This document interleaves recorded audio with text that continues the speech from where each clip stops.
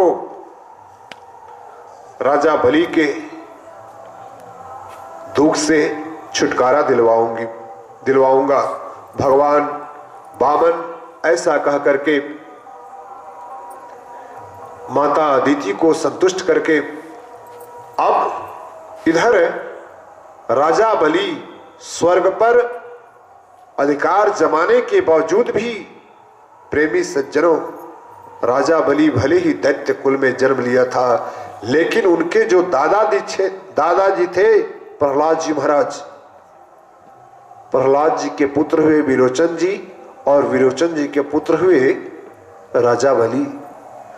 तो प्रहलाद जी का जो भक्ति भाव था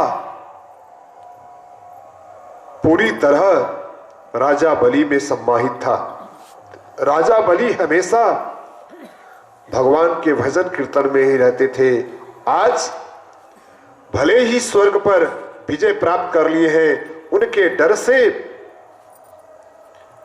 भले ही देवतागण गुप्त जगह में शरण लिए हुए हैं, फिर भी वे अपनी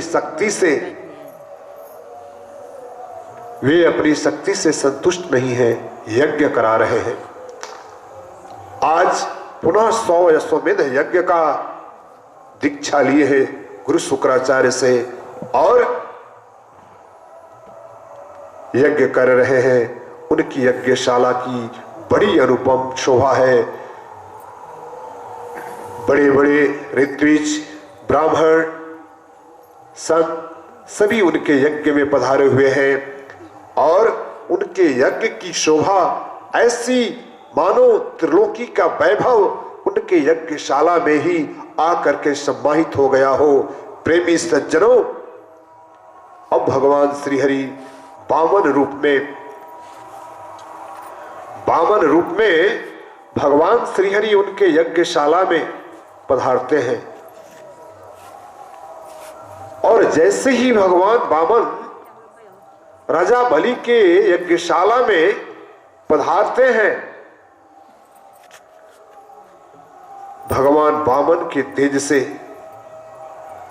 सभी निस्तेज हो गए, सब श्रीहीन हो गए। आज भगवान वामन बड़े ही अलौकिक रूप धारण करके, नन्हा सा बालक का वेश धारण करके, उनके हाथ में कमंडल है, एक हाथ में छतरी है, कंधे पर जनेऊ है, विशुद्ध ब्राह्मण का रूप धारण करके, विशुद्ध ब्राह्मण का वेश धारण करके भगवान वामन आज राजा बलि के यज्ञशाला में पधारे हुए हैं और भगवान वामन का रूप देख करके सब मोहित हो जाते हैं। ऐसा दिव्य बालक आज तक उस यज्ञशाला में जितने लोग मौजूद थे, आज तक कोई भी ऐसा दिव्य बालक नहीं देख पाया था।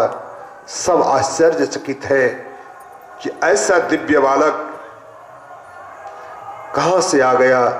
राजा परीक्षित ने प्रश्न किया सुखदेव जी से, सुखदेव जी महाराज, हमें बड़ी उत्सुकता है, जब वे वामन भगवान जब उनकी यज्ञशाला में पहुंचे तब क्या हुआ? हे भगवान, हमें विस्तार से समझाइए। तब श्री सुखदेव जी महाराज राजा परीक्षित को समझाते हुए कहते हैं, इथं विरंचीयस्तोत कर्मवीर्यः प्रादुर्भव भुवामृतमुरदित्यामा चतुर्भुजः शंखचक्र गदाब्जचक्रः पीशंगपाशानलीना यते क्षणः। परीक्षित, इस प्रकार चतुर्भुज स्वरूप में भगवान जो वामन थे, अब नन्हा सा बालक, ब्राह्मण का बालक बन करके उनके यज्ञ में पधारे हैं। और उस यज्ञशाला में जितने लोग मौजूद थे सब उनके रूप को देख करके मोहित हैं।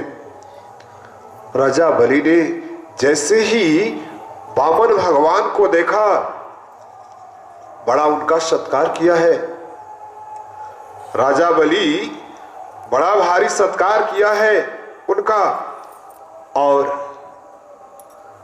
उनके चरण धोए हैं, स्तुति किया है, चरणामृत लिया है। और राजा बलि प्रश्न करते हैं, हे ब्राह्मण कुमार, आप कौन हो, कहां से आए हो? आपके दर्शन पा करके हम धन्य हो गए। बताइए हम आपकी क्या सेवा करें? आप कोई साधारण ब्राह्मण कुमार तो मालूम पड़ते नहीं है। आप कौन हो प्रभु? आप अपना परिचय हमें दो। भगवान वामन कहते हैं, राजा बलि, मैं एक गरीब ब्राह्मण का पुत्र हूं, मैं ब्राह्मण कुमार हूं, मेरी स्थिति ठीक नहीं है, मैं गरीब हूं, मैं तुम्हारी यज्ञशाला में कुछ याचना करने आया हूं। इस आशा के साथ, इस विश्वास के साथ तुम हमारी याचना पर विचार करोगे और हमें जीवन बसर करने के लायक जो हम आपसे याचना करेंगे वो हमें आप प्रदान करोगे। राजा बलि ने कहा, ब्राह्मण देवता, आज तक मेरे दरबार से कोई संत, कोई महात्मा, कोई ब्राह्मण या कोई भिक्षुक भिखारी हो या आम जन हो, आज तक मेरे दरबार से कोई खाली हाथ नहीं गया है। इसलिए ब्राह्मण देवता, आपके मन में जो भी मनोरथ हो आप निसंकोच हमसे कहिए, हम उसे तत्क्षण पूरा करेंगे। लेकिन ब्राह्मण देवता, आपसे एक निवेदन है कि मेरे दरबार में जो आ जाता है वो इतना मांग ही लेता है कि पुनः आजीवन उसे किसी के सामने हाथ फैलाने की नौबत नहीं आती है। इसलिए कुछ ऐसा ही मांगना कि आज के बाद जीवन पर्यंत कभी किसी दूसरे के सामने आपको हाथ फैलाने की जरूरत ही न पड़े। भगवान वामन ने जैसे ही सुना कि राजा बलि इस प्रकार की बातें कर रहे हैं, वामन स्वरूप भगवान विष्णु मुस्कुराए हैं और राजा बलि से कहते हैं, बलि, हम तो ब्राह्मण हैं, ब्राह्मण संतोषी होते हैं, ब्राह्मण को जरूरत से ज्यादा धन संग्रह नहीं करना चाहिए। जो ब्राह्मण अपनी आवश्यकता से अधिक धन का संग्रह करते हैं उनमें ब्राह्मण का लक्षण नहीं है। ब्राह्मण को संतोषी होना चाहिए, उन्हें अपने जरूरत के हिसाब से ही किसी वस्तु को रखनी चाहिए। मैं ब्राह्मण कुमार हूं, मैं संतोषी हूं, हमें बहुत कुछ नहीं चाहिए, हमें मात्र तीन पग भूमि ही दे दो। राजा बलि हंसने लगे, अरे ब्राह्मण कुमार, तुम इतने छोटे और उसमें भी 3 पग भूमि मांगते हो? अरे कुछ ऐसा मांगो, कुछ ऐसा मांगो कि देने में भी हमें थोड़ा आनंद आए। मैं त्रिलोकी का स्वामी हूं, तीनों लोक 14 भुवन का एक छत्र सम्राट हूं और हमसे तुम 3 पग भूमि मांग रहे हो। हमारी हैसियत के हिसाब से, हमारे वैभव के हिसाब से ब्राह्मण कुमार आपको दान मांगना चाहिए था। भगवान वामन पुनः मुस्कुराए, नहीं नहीं, हमें जितना चाहिए उतना ही दे दो, बहुत ज्यादा हमें जरूरत नहीं है। पुनः राजा बलि निवेदन किए हैं, कुछ और मांगिए, हमारी प्रतिष्ठा के अनुरूप आप नहीं मांग रहे ब्राह्मण कुमार, हमारी प्रतिष्ठा को भी थोड़ा ख्याल में रखिए। दुनिया के लोग जब सुनेंगे कि राजा बलि के यहां से आपको 3 पग भूमि मिली है, दुनिया वाले हम पे भी हंसेंगे। राजा बलि ने दिया भी तो क्या दिया, मात्र 3 पग भूमि दिया। भगवान वामन ने कहा बस इतना ही दे दो तो काफी है। अब राजा बलि ने संकल्प लिया, मैं राजा बलि ये संकल्प लेता हूं कि इस ब्राह्मण कुमार को मैं 3 पग भूमि दूंगा। जैसे ही वे संकल्प ले रहे थे, गुरु शुक्राचार्य जा गए, बोले ठहरो ठहरो राजा बलि, संकल्प मत लो, तुम नहीं जानते ये छलिया है, यह कोई ब्राह्मण कुमार नहीं है, यह आदि पुरुष भगवान श्री हरि विष्णु ही है। यह छल करने आए हैं, इसलिए इनके छल से बचो, संकल्प मत लो। प्रेमी सज्जनों, बहुत समझाते हैं। दैत्य गुरु शुक्राचार्य राजा बलि को बहुत समझाते हैं, तुम्हारे साथ छल हो रहा है बलि, तुम बचो। प्रेमी सज्जनों, राजा बलि ने इतनी उच्च कोटि की बात गुरु के चरणों में निवेदन किया है, इतनी उच्च कोटि की बात निवेदन किया है जिसका कोई जवाब नहीं। राजा बलि ने कहा गुरुदेव, मेरा सौभाग्य देखिए, साक्षात त्रिलोकीनाथ मेरे सामने याचक के रूप में उपस्थित है और मैं उनके सामने दाता के रूप में उपस्थित हूं। यदि मेरे सामने त्रिलोकीनाथ याचक के रूप में आए हैं और मैं दाता के रूप में हूं, इससे बड़ा मेरा सौभाग्य क्या होगा। भले वे मेरी सारी संपत्ति का हरण कर ले, मेरा सर्वस्व वो ले ले, लेकिन इतिहास गवाह रहेगा कि मैंने त्रिलोकीनाथ को दान दिया। त्रिलोकीनाथ मेरे यहां याचक के रूप में आए और मैं दाता के रूप में मौजूद था। कुछ भी हो जाए गुरुदेव, हम आपकी बात को नहीं मानेंगे, मेरे इस अपराध को क्षमा करना। जब गुरु शुक्राचार्य ने सुना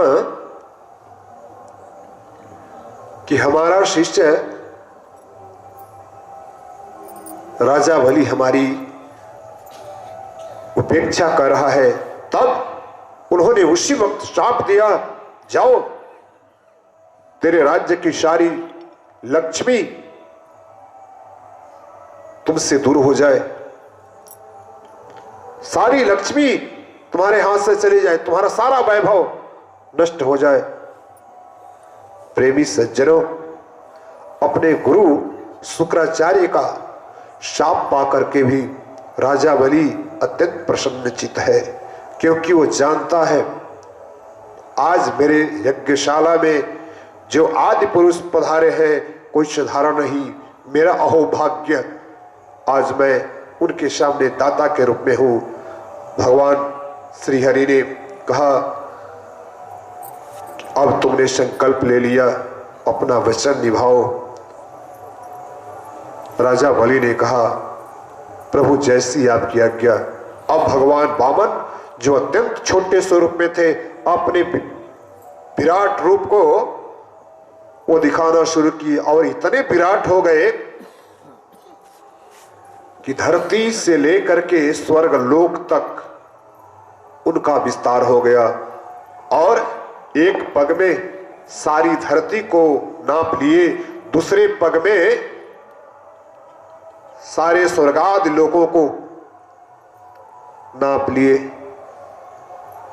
अब प्रेमी सज्जनों, जैसे ही राजा बलि के अन्य दैत्यों ने देखा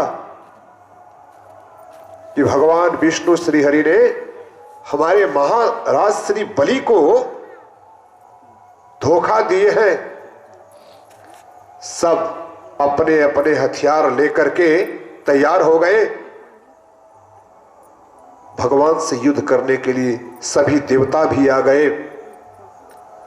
अब देवताओं और दैत्यों में पुनः लड़ाई छिड़ी है, ऐसा भागवत में लिखा है।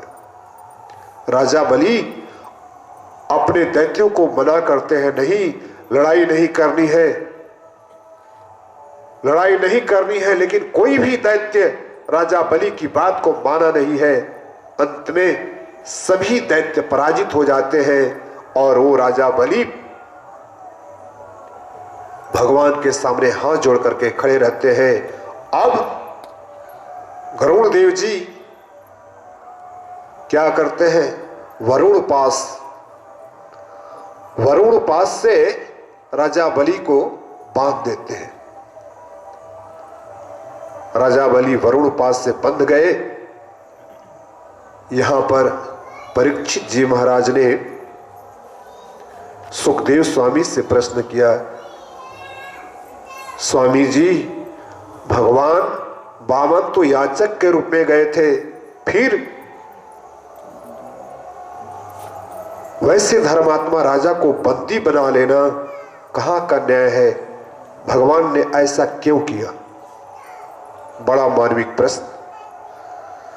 मार्मिक प्रश्न श्री सुखदेव जी से राजर्षि परीक्षित जी महाराज पूछते हैं। ऐसा क्यों? जब वे याचक के रूप में उनके यज्ञशाला में गए थे तो याचक की मर्यादा का पालन करना चाहिए था, लेकिन भगवान श्री हरि विष्णु ने अपने याचक की मर्यादा को क्यों तार तार कर दिए?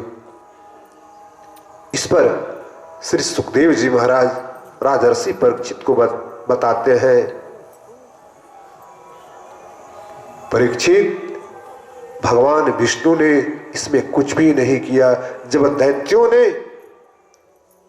देवताओं पर आक्रमण कर दिया, भगवान श्री हरि विष्णु पर आक्रमण कर दिया, तब भगवान विष्णु को बचाने के लिए देवताओं ने वरुण पाश में उन्हें बांध दिया। अब राजा बलि वरुण पाश में बंध चुके हैं। अब क्या होता है कि वरुण पाश में जब वो बंध गए तब भी उनका भाव गड़बड़ नहीं हुआ, तो भी वो भगवान के चरण कमलों में ही अपना ध्यान लगाए रहे और भगवान को वो हाथ भी नहीं जोड़ सकते थे क्योंकि वे बंधे हुए हैं। फिर भी अंतःकरण में प्रभु श्री हरि विष्णु का ध्यान करते हुए उनकी प्रार्थना कर रहे हैं। श्री सुखदेव स्वामी जी कहते हैं राजा परीक्षित से, सत्यम समीक्षा जब भो नखेंदो भीरहता स्व धाम द्वितीरवृतो अभ्यगात मरीचि मिश्रा ऋषयो बृहदत्वा सनंदनद्या नरदेव योगिनः। श्री सुखदेव जी कहते हैं, परीक्षित ये जो भगवान है ना, इनकी लीला भी अपरंपार है। इनकी लीला का ना कोई आदि है ना कोई अंत है। भगवान की महिमा को अच्छी तरह, भगवान की महिमा को बहुत अच्छी तरह राजा बलि समझते थे। मन ही मन उनको प्रणाम करते रहे। उसके बाद भगवान ने देखा कि हमारे देवतागण राजा बलि को बंदी भी बना लिए, फिर भी यह अपने सत्य से बिल्कुल टस से मस नहीं हुए, प्रेमी सज्जनों, भगवान ने उनके अंतःकरण की बात को जान करके भगवान ने उन्हें आशीर्वाद दिया, राजा बलि मैं तुमसे अति प्रसन्न हूं, पुत्र वरदान मांगो। राजा बलि ने कहा, प्रभु यदि आप हमसे प्रसन्न हैं तो आपके चरणों में मेरा नित्य निरंतर अगाध प्रेम बढ़ता रहे, आपकी भक्ति के सिवा हमें और कुछ भी नहीं चाहिए। भगवान विष्णु ने कहा, ये तो ठीक है, लेकिन मैं तुम्हें और भी वरदान देता हूं। मैं आज तुमको ऐसा वरदान दूंगा कि आज तक न हमने ब्रह्मा को दिया, न शिव को दिया, न इंद्र को दिया, आज तक किसी को भी नहीं दिया। आज हम तुम्हारे भाव के सामने, तुम्हारे दृढ़ निश्चय के सामने, तुम्हारे सत्य मार्ग पर चलने के चलते आज हम तुमसे अति प्रसन्न है। अब तुम सुतल लोक को जाओ और सुतल लोक में अपने परिजनों सहित हजारों वर्षों राज्य भोगो, और मैं तुम्हें वचन देता हूं, मैं तुम्हारा सेवक बन करके, मैं तुम्हारा सेवक बन करके रहूंगा। प्रेमी सज्जनों, भगवान राजा बलि के प्रेम में बंद करके सुतल लोक में गदा लेकर के पहरेदारी करने लगे। धन्य है राजा बलि, जिन्होंने अपने सत्य के बल पे, जिन्होंने अपने भक्ति भाव से भगवान श्री हरि वामन भगवान को इतना प्रसन्न किए कि भगवान श्री हरि ने स्वयं अपने आप को राजा बलि के चरणों में अर्पित कर दिए। धन्य है राजा बलि। तो आज राजा बलि सुतल लोक में अपने परिजनों सहित प्रवेश किए हैं और प्रभु उनके दरबान बने हैं। बनने रहने दीजिए, घड़ी इशारा कर रही है, घड़ी की सुई इशारा कर रही है, कथा को विश्राम देने का समय आ गया है। वैसे तो कथा